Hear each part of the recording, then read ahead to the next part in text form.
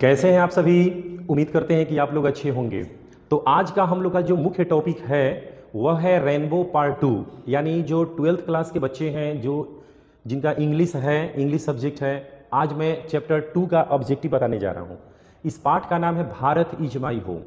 Bharat is my home जो है वह डॉक्टर जाकिर हुसैन के द्वारा एक दिया गया भाषण है।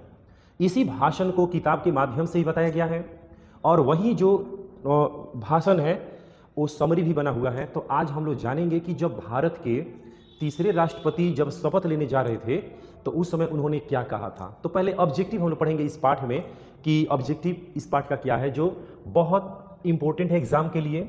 तो आप नज़रअंदाज नहीं करेंगे और इस वीडियो को आप लोग पूरा देखेंगे। तो चलिए हम लोग शुरू करते हैं chapter 2 Bharat is my home का ऑब्जेक्टिव, है ना। क्वेश्चन नंबर यहाँ पे देख सकते हैं, क्वेश्चन नंबर 1 है भारत इज माई होम का। तो शुरू किया जाए। Bharat is my home chapter का नाम है भारत इज माई होम, ठीक है ना।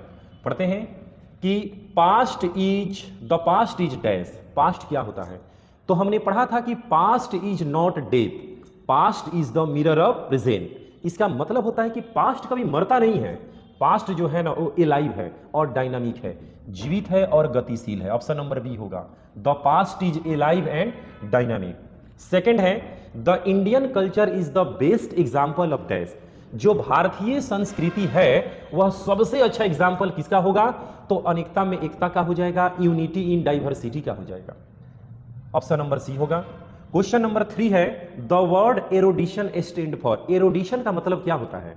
देखिए एरोडिशन एक वर्ड दिया हुआ है इस पाठ में, तो एरोडिशन का मतलब होता है ग्रेट नॉलेज, है ना। ग्रेट नॉलेज, उच्च ज्ञान होता है, ग्रेट नॉलेज होगा। ऑप्शन नंबर बी होगा।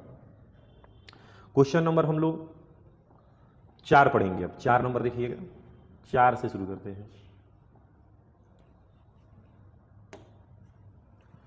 When D doctor Zakir Hussain deliver this speech, यानी डॉक्टर जाकिर हुसैन जो इस पाठ के राइटर हैं वह भाषण कब दिए थे, जब वह भारत के राष्ट्रपति पद के लिए शपथ ले रहे थे। यानी व्हेन ही टूक ओथ, ओथ में शपथ लेना होता है, एज द प्रेसिडेंट, प्रेसिडेंट के रूप में शपथ ले रहे थे, तब उन्होंने इस भाषण को दिया था। Doctor Zakir Hussain was born in dash. Doctor Zakir Hussain का जन्म कब हुआ था, तो आपको पता होगा 1897। डॉक्टर जाकिर हुसैन की मृत्यु कब हो गई, 1969 में हो गई, क्योंकि 1967 में तो वो राष्ट्रपति बने थे, 1969 में उनका देहांत हो गया। Doctor Zakir Hussain was born in, इनका जन्म कहाँ हुआ था, तो हैदराबाद में इनका जन्म हुआ था, Hyderabad. Earlier he had served as dash. इससे पहले वह क्या थे, तो इससे पहले वह गवर्नर ऑफ बिहार, बिहार के राज्यपाल के रूप में भी काम किए थे, बिहार के राज्यपाल के रूप में। चलिए एक सवाल आपसे है कि अभी वर्तमान में बिहार के राज्यपाल कौन है। अभी आज का डेट आपको मैं बता दे रहा हूँ, आज है 11 मार्च 2027। तो आज मैं ये वीडियो अपलोड कर रहा हूँ, तो आप बताइए आज जो है अभी हाल ही में बदले हुए हैं बिहार के राज्यपाल। तो मैं बताऊंगा, एक स्टूडेंट से मैं पूछूंगा, मैं बुला रहा हूँ अभी, जल्द बुलाऊंगा, तो बुलाऊंगा नहीं, जब बताएगा स्टूडेंट तो मैं खुद बताऊंगा, ठीक है ना, बिहार के राज्यपाल कौन है।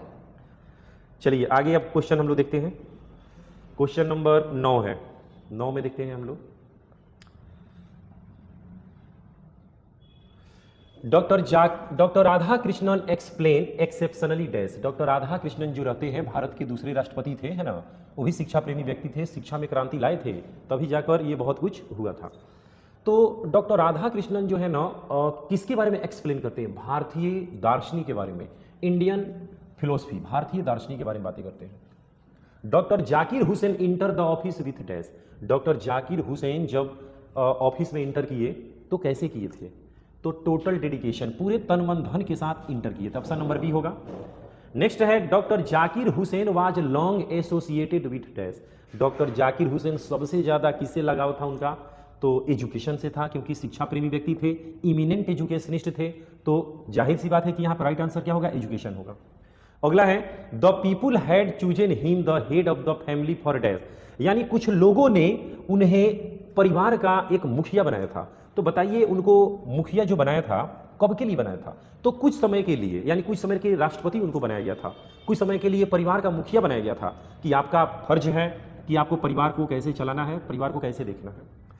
एज द प्रेसिडेंट, यानी प्रेसिडेंट के रूप में doctor Hussain advocated for the growth of dash, यानी राष्ट्रपति के रूप में डॉक्टर जाकिर हुसैन जो है ना किसके ग्रोथ के बारे में बात किए हैं, माने किसका ग्रोथ होना चाहिए उसके बारे में बात किए हैं, यानी पूरे राष्ट्र का ग्रोथ होना चाहिए, द होल नेशन, पूरे राष्ट्र का ग्रोथ होना चाहिए, the whole nation.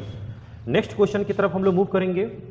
Question number 14 है, देखिए यहाँ पे power should be used only for moral purpose.